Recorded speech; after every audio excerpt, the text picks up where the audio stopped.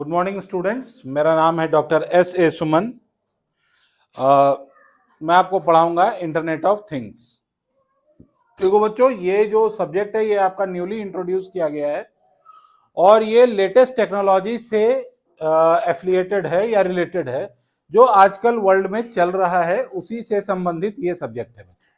ठीक है, अब इसमें हम लोग देखेंगे, बेसिकली इसमें हम लोग को देखना क्या है, इसके सिलेबस को एक बार हम लोग समझने की कोशिश करेंगे। ठीक है, तो ये सिलेबस जो है आपका ये 5 हिस्सों में बटा हुआ है, यानी कि 5 टोटल मॉड्यूल्स हैं इसके। ठीक है, सबसे पहले मॉड्यूल में आपको हम लोग बताएंगे कि इंट्रोडक्शन टू आईओटी, यानी कि इंटरनेट ऑफ थिंग्स, जिसको हम लोग शॉर्ट में आईओटी भी बोलते हैं, वो क्या होता है, उसके बिल्डिंग ब्लॉक्स कैसे हैं, मतलब क्या क्या मिलके वो बना हुआ है। ठीक है, इसके अलावा हम लोग देखेंगे कि इंटरनेट ऑफ थिंग्स कैसे काम करता है, उसका क्या एडवांटेज है, कहां कहां पर हम उसको अप्लाई कर सकते हैं। इन बातों को समझने की कोशिश करेंगे हम लोग किसमें, इंट्रोडक्शन टू आईओटी में।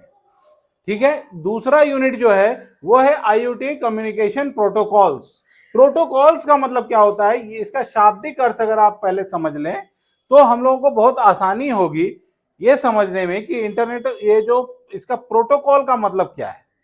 देखिए, प्रोटोकॉल का मतलब जो होता है बच्चों, वो ये होता है कि नियम, ठीक है, एक सिलसिलेवार ढंग से किसी काम को करना, किसी नियमवार ढंग से किसी काम को करना को ही हम लोग बोलते हैं प्रोटोकॉल। तो यानी कि इंटरनेट ऑफ थिंग्स में जब हम कम्युनिकेशन करते हैं, यानी कि जब हम संचार करते हैं, किसका संचार करते हैं हम लोग, इंफॉर्मेशन का। ठीक है, जब इंफॉर्मेशन का संचार करते हैं तो उसके लिए कौन कौन से नियम हैं, उन नियमों में कौन से नियम का कुछ फायदा है, कुछ नुकसान है।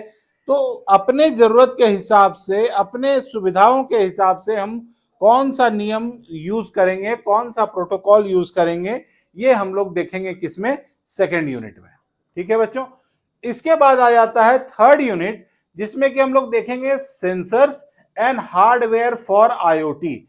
सेंसर का मतलब क्या होता है, ऐसा कोई भी डिवाइस, ऐसा कोई भी इलेक्ट्रॉनिक डिवाइस जो कि हमें क्या करता है, हमें किसी भी फिजिकल क्वांटिटी को, चाहे वो करंट हो, वोल्टेज हो, वेट हो, फोर्स हो, कोई भी तरह का फिजिकल क्वांटिटी है, उसको सेंस करके, उसको महसूस करके, उसका मैग्नीट्यूड या उसका माप हमें बता देता है, वैसे किसी भी डिवाइस को हम लोग सेंसर बोलते हैं। तो जाहिर सी बात है, जब हम इंटरनेट ऑफ थिंग्स पढ़ रहे हैं तो इंटरनेट ऑफ थिंग्स में सेंसर का बहुत बड़ा योगदान है, क्योंकि सेंसर ही किसी भी फिजिकल क्वांटिटी को मेजर करके एक इंफॉर्मेशन का, एक सूचना का स्वरूप देता है। ठीक है बच्चों, और हार्डवेयर, अलग अलग तरह के हार्डवेयर भी यूज होते हैं इसमें, जिसको हम लोग जनरली इंटरफेस या गेटवे बोलते हैं बच्चों। ठीक है, तो इंटरफेस और गेटवे के बारे में हम लोग जानेंगे, हम लोग सेंसर्स के बारे में जानेंगे। ठीक है, ये सारी चीजें किस में जानेंगे, ये हम लोग जानेंगे यूनिट 3 में। इसके बाद आ जाता है यूनिट 4। यूनिट 4 में हम लोग देखेंगे एपीआई के बारे में। एपीआई क्या है बच्चों, कुछ नहीं है, ये एप्लीकेशन इंटरफेसेस को हम लोग एपीआई बोलते हैं। अब सवाल उठता है, इंटरफेस एक बार बार वर्ड आप देखेंगे आईओटी में यूज होगा, इंटरफेस का क्या मतलब है। इंटरफेस का मतलब होता है बच्चों कि जैसे कि एक ऐसा डिवाइस, ठीक है, एक ऐसा डिवाइस जिसकी मदद से यूजर सिस्टम में अपनी कोई इंफॉर्मेशन दे सकता है, यानी कि कमांड दे सकता है, या सिस्टम से कोई इंफॉर्मेशन ले सकता है। जैसे फॉर एग्जांपल आपको अगर मैं बताऊं, तो अगर मान लीजिए आप लोग अगर यूज करते होंगे, जैसे मोबाइल यूज, लैपटॉप यूज करते हैं, मोबाइल यूज करते हैं, कैलकुलेटर यूज करते हैं, तो कैलकुलेटर में आप देखेंगे छोटा सा स्क्रीन होता है। उस स्क्रीन के ऊपर आपको दिख जाता है कि आपने 8 या 5 या 10 मल्टीप्लाई, डिवीजन, सब्ट्रैक्शन क्या आपने इनपुट किया है, ये आपको दिख जाता है। यानी कि वो जो स्क्रीन है वो एक इंटरफेस की तरह काम कर रहा है, जिसकी मदद से जो यूजर है वो क्या कर पा रहा है, वो डेटा इनपुट कर पा रहा है या इंफॉर्मेशन सिस्टम में दे पा रहा है। सिमिलरली अगर आप जब अपना कैलकुलेशन कर लेते हैं तो कैलकुलेशन का रिजल्ट अगर आपको देखना है तो वो रिजल्ट आप कहां से देखेंगे? वो रिजल्ट आपको दिखेगा स्क्रीन पर ही। यानी कि कोई इंफॉर्मेशन अगर आपको सिस्टम से लेना है तो वो इंफॉर्मेशन भी आप किसके माध्यम से ले सकते हैं?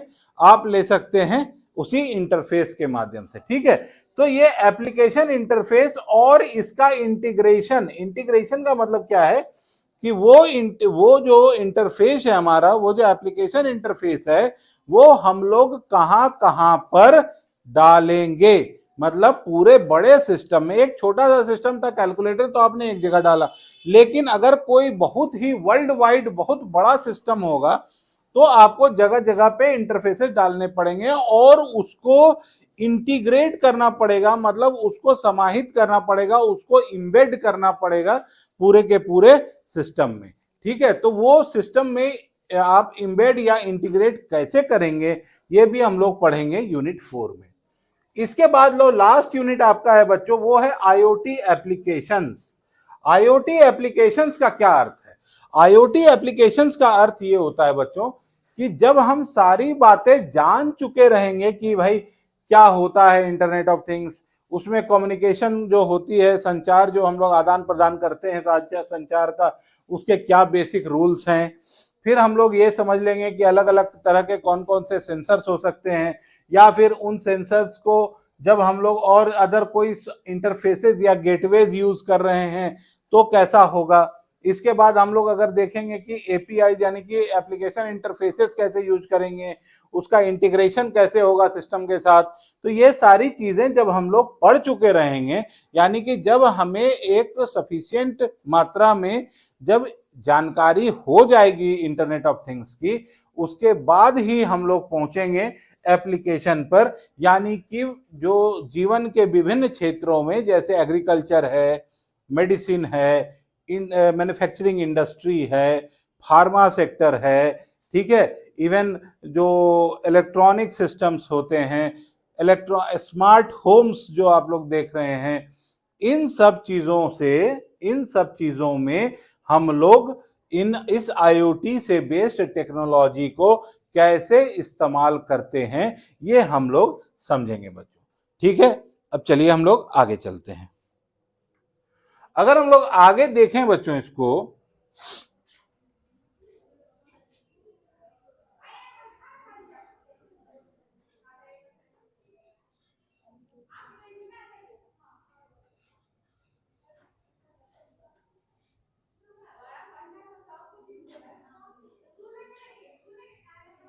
तो पहला यूनिट में हम लोग को क्या क्या देखना है, थोड़ा सा ध्यान से देखिएगा। बेसिक्स ऑफ आईओटी पहले समझना है, आईओटी क्या हुआ, कंसेप्ट्स ऑफ आईओटी, इसके पीछे क्या क्या सिद्धांत लगते हैं, फिर हिस्ट्री ऑफ आईओटी, मतलब आईओटी कोई एक दिन की चीज नहीं है, ये धीरे धीरे धीरे धीरे इवॉल्व किया है, इसी चीज को हम लोग को समझना है। ठीक है, इसके बाद हम लोग देखेंगे basic IoT system and it's building blocks. ठीक है, यानी कि एक आईओटी सिस्टम के बेसिक स्वरूप को हम लोग समझने की कोशिश करेंगे कि एक बेसिक आईओटी सिस्टम में क्या क्या होता है।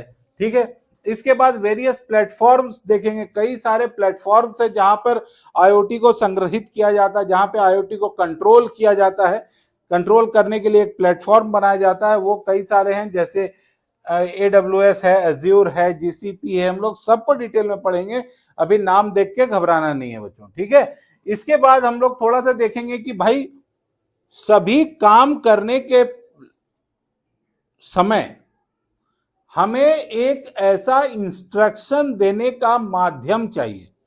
इंस्ट्रक्शन देने का माध्यम का मतलब है कि हम अगर किसी भी आईओटी सिस्टम के किसी भी कंपोनेंट को कोई इंस्ट्रक्शन दे रहे हैं कि आप ये काम करें, तो वो कैसे करेगा, या फिर जो भी डेटा हम लोगों ने सेंसर के थ्रू कलेक्ट किया है, उस सेंसर के डेटा को अगर हम उस डेटा से कोई इंफॉर्मेशन निकालना चाह रहे हैं, समझिएगा, डाटा से इंफॉर्मेशन निकालना चाह रहे हैं, तो उस केस में भी हमको एक टिपिकल प्रोग्रामिंग लैंग्वेज की जरूरत पड़ेगी, जिसके माध्यम से हम इंस्ट्रक्शन दे सकते हैं अपने इंटरनेट ऑफ थिंग्स से जुड़े हुए अलग अलग ब्लॉक्स को।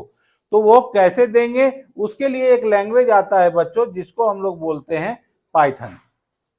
ठीक है, पाइथन के अलग अलग तरह के मॉड्यूल्स हैं। जनरली इंटरनेट ऑफ थिंग्स में जो यूज होता है वो होता है RASP, रास्पबेरी पाई। ये कोई अलग नहीं है, ये पाइथन का ही पाई है। ठीक है, और जो मॉड्यूल जो जनरली ये इंटरनेट ऑफ थिंग्स के लिए इस्तेमाल किया गया है या डेवलप किया गया है उसका नाम है रास्पबेरी। ठीक है, तो हम लोग रास्पबेरी पाई का थोड़ा सा अध्ययन करेंगे जब टाइम आएगा, तो उसमें एप्लीकेशन के टाइम पर, उस टाइम पे हम लोग थोड़ा सा समझने की कोशिश करेंगे कि रास्पबेरी पाई में ऐसी क्या क्या खासियत होती है जिसकी मदद से हम लोग इंटरनेट ऑफ थिंग्स को डिजाइन कर सकते हैं। ठीक है बच्चों, चलो अब हम लोग थोड़ा सा आगे बढ़ते हैं। सेकेंड मॉड्यूल में क्या है देखते हैं। ठीक है, सेकेंड मॉड्यूल में अगर हम देखेंगे तो हम लोग कम्युनिकेशन प्रोटोकॉल्स यानी कि संचार के नियमों के बारे में समझने की कोशिश करेंगे। संचार करने का एक जो स्टैंडर्ड तरीका है उसको समझने की कोशिश करेंगे। उसमें हम लोग क्या देखेंगे बच्चों, उसमें हम लोग देखेंगे basics of given communication protocols along with its application. मतलब जितने भी कम्युनिकेशन प्रोटोकॉल हैं उन सब का बेसिक्स को हमें समझना होगा, पहली बात। और जब बेसिक हम समझ चुके होंगे तो उसके बाद उसके एप्लीकेशंस को समझेंगे कि भाई उसका इस्तेमाल कैसे हो रहा है। बेसिक्स तो चलो ठीक है समझ गए, उसका इस्तेमाल कैसे हो रहा है ये भी हम लोग समझेंगे। कई सारे कम्युनिकेशन प्रोटोकॉल्स हैं आपके सिलेबस में, बाकायदा कुछ के नाम दिए हुए हैं जैसे MQTT, Bluetooth low energy, Zigbee, LoRa और वाईफाई। ये 4-5 जो कम्युनिकेशन प्रोटोकॉल्स हैं, ठीक है, इनके बारे में हम लोग थोड़ा सा डिटेल में पढ़ेंगे बच्चों जब हम लोग सेकेंड मॉड्यूल पढ़ रहे होंगे। ठीक है, अब हम लोग देखते हैं कि थर्ड मॉड्यूल में क्या है। थर्ड मॉड्यूल में जब हम लोग आते हैं तो जैसा आपको पहले बताया था हमने कि इसमें हम लोगों को sensors and hardware for IoT के बारे में पढ़ना है। यानी कि कौन से सेंसर्स इस्तेमाल हो रहे हैं, सेंसर का इंटरफेसिंग कैसे हो रहा है, एक्चुएटर्स क्या होता है, ट्रांसड्यूसर्स क्या होता है, ठीक है, नोड MCU क्या होता है। ये अलग अलग तरह के डिवाइस इंटीग्रेशन के लिए हार्डवेयर है। ठीक है, सेंसर्स तो आपको बता दिया जो सेंस करते हैं फिजिकल एलिमेंट्स को। एक्चुएटर्स क्या होता है, अगेन एक्चुएटर्स ऐसे डिवाइसेस होते हैं जो इलेक्ट्रिकल सिग्नल्स को फिजिकल मोशन में कन्वर्ट करते हैं। ठीक है, सेंसर्स वो हैं जो फिजिकल मूवमेंट को सिग्नल्स में कन्वर्ट करते हैं, और एक्चुएटर्स ठीक इसका उल्टा, यानी कि जो फिजिकल मोशन है वो सिग्नल के फॉर्म में आता है। मतलब कोई भी सिग्नल रिसीव करने पे एक ट्रिगरिंग इफेक्ट होता है और उसकी वजह से कोई एक्चुएशन या कोई मूवमेंट होती है, फिजिकल मूवमेंट होती है। इसी को, यही काम कौन करता है, एक्चुएटर्स करता है। ठीक है समझ रहे हैं बच्चों आप लोग। अब देखिए, introduction to node MCU, block diagram, function, interfacing with sensors. ये मतलब बेसिकली यहां पे हमें सेंसर्स के बारे में, हार्डवेयर्स के बारे में और सेंसर्स और हार्डवेयर्स के इंटरफेस के बारे में जानना है। इंटरफेस के लिए जो सबसे इंपॉर्टेंट डिवाइस है वो है, जिसका प्रयोग हम लोग करते हैं, वो है नोड MCU। ठीक है, हम लोग डिटेल में पढ़ेंगे, अभी सिर्फ आपको मैं सिलेबस बता रहा हूं। ठीक है, जैसे सेंसर्स भी अगर हम लोग देखेंगे तो कई तरह के सेंसर्स होते हैं।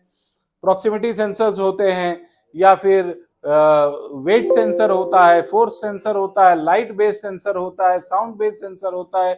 तो अलग अलग तरह के सेंसर्स होते हैं जो अलग अलग इनपुट्स पे काम करते हैं, और उसी तरह से हम लोग क्लासिफाई करेंगे सेंसर्स को। ठीक है, चलिए अब थोड़ा सा आगे बढ़ते हैं, इसको और डिटेल में हम लोग थर्ड यूनिट में पढ़ेंगे बच्चों।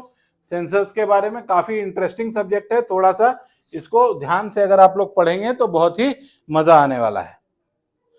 इसके बाद आ गया हमारा फोर्थ यूनिट जो है वो है IoT APIs। IoT APIs क्या होता है, इसको थोड़ा सा हम लोग पहले समझते हैं। ठीक है, IoT API जो होता है बच्चों, वो देखो क्या है, वो ये जो है ये एप्लीकेशन का इंटरफेस है, जैसा मैंने आपको पहले बताया। एप्लीकेशन का इंटरफेस है, अच्छी बात है। कोई भी एप्लीकेशन जब हम करना चाहेंगे तो उसके लिए एक इंटरफेस बनाएंगे। इंटरफेस यानी कि वो डिवाइस जिसके थ्रू हम लोग सिस्टम के एक यूजर, मतलब हम लोग इंसान, वो जो है वो कम्युनिकेट कर सके सिस्टम के साथ। ठीक है, इसी में हम लोग क्या करेंगे, explanation of given IoT APIs along with its application. तो कई सारे एपीआईज को उसके एप्लीकेशंस के साथ हम लोग पढ़ेंगे। बहुत सारे इंटरफेसेस होते हैं, जैसे रेस्ट है, सोप है, जैसन है। तो ये हम लोग कई सारे पढ़ेंगे। MQTT भी होता है जिसमें broker, subscriber, publisher types of API होता है। ये सब हम लोग पढ़ेंगे। और इसके बाद हम लोग देखेंगे क्या, इसके बाद हम लोग देखेंगे कि कभी कभी इंटरफेसेस जो इंस्ट्रक्शन देते हैं, एपीआईज को इंस्ट्रक्शन देने के लिए जब हम लोग यूज करते हैं, किसी सिस्टम को इंफॉर्मेशन देने के लिए जब हम लोग एपीआई का इस्तेमाल करते हैं, तो कई बार एक टिपिकल स्टैंडर्ड लैंग्वेज में हमें जवाब देना पड़ता है, और उसी को हम लोग बोलते हैं प्रोग्रामिंग लैंग्वेज। और प्रोग्रामिंग लैंग्वेज, जैसा मैंने आपको पहले बताया था कि हम लोग कौन सा उपयोग करते हैं ज्यादातर, वो है बच्चों पाइथन। ठीक है, उम्मीद है आपको समझ में आ रहा होगा। इसको डिटेल में हम लोग और पढ़ेंगे बच्चों। ठीक है, इसके बाद आ जाते हैं 5th यूनिट में, जिसमें कि एप्लीकेशंस ऑफ आईओटी देखना, विभिन्न क्षेत्रों में आईओटी का एप्लीकेशन। जब हम आईओटी के बारे में अच्छा खासा पढ़ चुके होंगे, जब हमें एक बेसिक जानकारी डेवलप हो चुकी होगी आईओटी के बारे में, तो उसके बाद हम लोग क्या करेंगे, इसके विभिन्न एप्लीकेशंस के बारे में पढ़ेंगे। ठीक है, तो किस किस क्षेत्र में एप्लीकेशन पढ़ेंगे, देखियो यहाँ पे कंज्यूमर इलेक्ट्रॉनिक्स प्रोडक्ट्स में आप देखेंगे कई बार ऐसा होता है, आजकल आप लोग देख रहे होंगे स्मार्ट होम का कॉन्सेप्ट आ रहा है। यानी कि आपके घर में अगर कोई सीसीटीवी कैमरा लगा हुआ है, ठीक है, तो आप वो सीसीटीवी कैमरा क्या रिकॉर्ड कर रहा है, ये आप यहां पर बैठ के अपने मोबाइल में देख सकते हैं। This is about the smart home culture. ये स्मार्ट होम का कल्चर है। ठीक है, तो इस चीज को थोड़ा सा आप समझेंगे, है ना। इसके बाद देखेंगे मेडिकल एप्लीकेशंस का बहुत ज्यादा यूज हो रहा है। कैसे यूज हो रहा है, आपको अगर ध्यान से आप देखेंगे तो कई बार आप देखेंगे कि डॉक्टर्स कहीं और बैठे हुए हैं, किसी दूसरे स्टेट में या दूसरे सिटी में बैठे हुए हैं, और वो क्या कर रहे हैं, वो थ्रू रिमोट सेंसिंग किसी एक पर्सन का जो कहीं और है उसका इलाज कर रहे हैं, उसका ऑपरेशन भी कर देते हैं, है ना। तो वो कैसे हो जाता है, वो थ्रू आईओटी एप्लीकेशंस हो जाता है। आईओटी फॉर एग्रीकल्चर भी बहुत ज्यादा यूज हो रहा है आईओटी का एग्रीकल्चर में। क्यों भाई, क्योंकि मौसम के हिसाब से, जैसा इंटेलिजेंटली हम मौसम को प्रेडिक्ट कर पा रहे हैं, उस मौसम के हिसाब से एग्रीकल्चरल एक्टिविटीज करना। और बच्चों लास्ट वाला जो है, जैसा मैंने अभी आपको एग्रीकल्चर के बारे में बताया, एग्रीकल्चर के बाद क्या है, एक देखिए यहाँ पे बहुत ही इंपॉर्टेंट है, सिक्योरिटी एंड लॉ इन्फोर्समेंट और सिक्योरिटी का क्या मतलब है, मतलब हम अपने इस आईओटी के टेक्नोलॉजी को सुरक्षा के लिए भी, अपनी जो प्रतिरक्षा, अपना जो डिफेंस है, उसके लिए भी हम लोग इस्तेमाल कर सकते हैं। जितने भी आप MIRV देखते हैं, MIRV मतलब क्या है, MIRV होता है relaunch vehicle, multiple entry relaunch vehicle. यानी कि एक जगह से एक रॉकेट छोड़ा हमने, एक मिसाइल छोड़ा हमने, वो मिसाइल एटमॉस्फेयर के ऊपर जाके, उसके बाहर जाके, फिर वहां से जब अंदर आता है तो कई एक भागों में बट के आता है और अपने अपने टारगेट पे जाता है। तो ये सब कैसे पॉसिबल है, ये सब तभी पॉसिबल है जब आपने इंटरनेट ऑफ थिंग्स पे अच्छा सा एक डिवाइस बनाया हो। इसके बाद लॉ इन्फोर्समेंट का मतलब होता है पुलिस के उपयोग में भी ये चीजें आ सकती हैं, क्योंकि इससे हमें बहुत चीज करने में हेल्प मिलता है। सबसे बड़ी बात जो आप देखते हैं आजकल जो है, वो जो आतंकवादियों का या फिर जो दोषी हैं या उनके जो तस्वीर बनाने होते हैं, वो इंटरनेट ऑफ थिंग्स की मदद से बन जाता है। ठीक है, या फिर आप देखेंगे कि कहीं पर भी कोई भी सीसीटीवी कैमरा से आप रिमोटली कहीं कंट्रोल रूम में बैठा हुआ बंदा किसी भी शहर के किसी भी चौराहे पर क्या हो रहा है ये देख सकता है। ये कैसे देख सकता है, it is not because of कोई वायर्ड कनेक्शन है या कोई वहां पर खड़ा है, नहीं, बिना किसी ह्यूमन इंटरफेस के, बिना ह्यूमन के इंटरफेरेंस के हम लोग क्या कर सकते हैं, हम लोग देख सकते हैं कि कहीं एक अमुक जगह पे बैठ के कि किसी भी जगह पे क्या हो रहा है। इससे हमें प्रतिरक्षा में या फिर अपने जो कानून को लागू करने में सहायता मिलती है। तो कई सारे एप्लीकेशन है बच्चों, इसको हम लोग बहुत ही डिटेल में पढ़ेंगे। और एक बात ध्यान रखिएगा, इस सब्जेक्ट की जानकारी इर्रेस्पेक्टिव ऑफ ब्रांच, मतलब किसी भी ब्रांच का हो बंदा, उसे इस सब्जेक्ट को पढ़ना ही पड़ेगा और जानना ही पड़ेगा। क्योंकि आप देखेंगे इसमें जितना आपका इलेक्ट्रॉनिक व्हीकल है, जितना आपका स्मार्ट होम है, जितना आपका पावर प्लांट्स है, सब कुछ आज की डेट में ऑटोमोबाइल इंडस्ट्री जो काम कर रही है, सिविल के प्रोजेक्ट्स जो चल रहे हैं, इलेक्ट्रिकल पावर, इलेक्ट्रिकल ट्रांसमिशंस जो हो रहे हैं, अलग अलग जनरेशन और ट्रांसमिशन कंपनी जो इलेक्ट्रिकल की है, इलेक्ट्रॉनिक्स का तो खैर यहाँ पे यूज ही दिख रहा है, प्रोग्रामिंग है तो कंप्यूटर साइंस के लोग हैं, इसमें सभी मिल के अपना योगदान दे रहे हैं, तभी जाके हम अपने वर्ल्ड को स्मार्ट वर्ल्ड बना पा रहे हैं। और स्मार्ट वर्ल्ड बनाने के लिए जो सबसे बड़ा योगदान अगर किसी का है तो वो है इंटरनेट ऑफ थिंग्स का। जैसे हम लोगों ने पिछली सदी में 20वीं सदी, जो हमारी 20वीं सदी थी, उसमें हमने क्या किया था, इंटरनेट डेवलप किया था, जिससे कि हम लोगों को डाटा का आदान प्रदान हो रहा था और दुनिया सिमटती जा रही थी। लेकिन वो क्या था, वो डाटा का अंतर्जाल था, यानी कि इंफॉर्मेशन का एक जाल था। अब 21वीं सदी में हम लोग क्या कर रहे हैं, चीजों का, वस्तुओं का, यानी कि गाड़ी हो या मशीनें हो या पुल हो या कोई सीसीटीवी कैमरा हो या कोई पंखा हो या जो चीजें होती हैं, उनका एक जाल बुनने की कोशिश कर रहे हैं, जिससे कि हम लोगों की का लाइफ आसान हो सके। और यही काम जो जिस सब्जेक्ट के तहत हम लोग पढ़ रहे हैं, जिसका आपके सिलेबस में इंट्रोडक्शन हुआ है, उसी का नाम है इंटरनेट ऑफ थिंग्स। बच्चों, इंटरनेट ऑफ थिंग्स किसी एक ब्रांच से रिलेटेड नहीं है, मैं आपको बता दूं।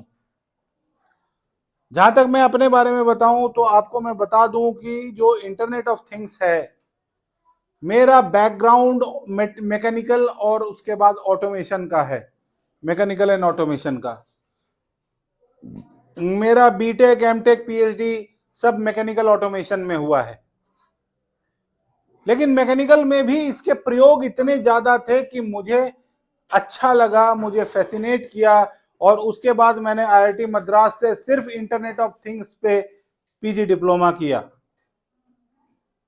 पीजी डिप्लोमा करने के बाद फिर मुझे ये फील्ड इतना अच्छा लगा है कि आज भारत सरकार की तरफ से मेरे पास सर्टिफिकेट मौजूद है कि मैंने 7 आविष्कार सिर्फ इंटरनेट ऑफ थिंग्स पे किए हैं, यानी कि मेरे नाम पे 7 पेटेंट हैं 1 साल के अंदर, सिर्फ इंटरनेट ऑफ थिंग्स पर। इसीलिए आप निश्चिंत होकर मेरे से पढ़िए, बहुत अच्छे से पढ़ा के आपको समझाना है, क्योंकि आप लोग भविष्य हैं, आप ही लोग इसको आगे ले जाएंगे। इंटरनेट ऑफ थिंग्स में नई नई टेक्नोलॉजीज का जो डेवलपमेंट हो रहा है वो आप लोगों को ही करना है। तो ठीक है बच्चों, हम लोग अगली क्लास में मिलेंगे और यूनिट 1 से शुरू करेंगे।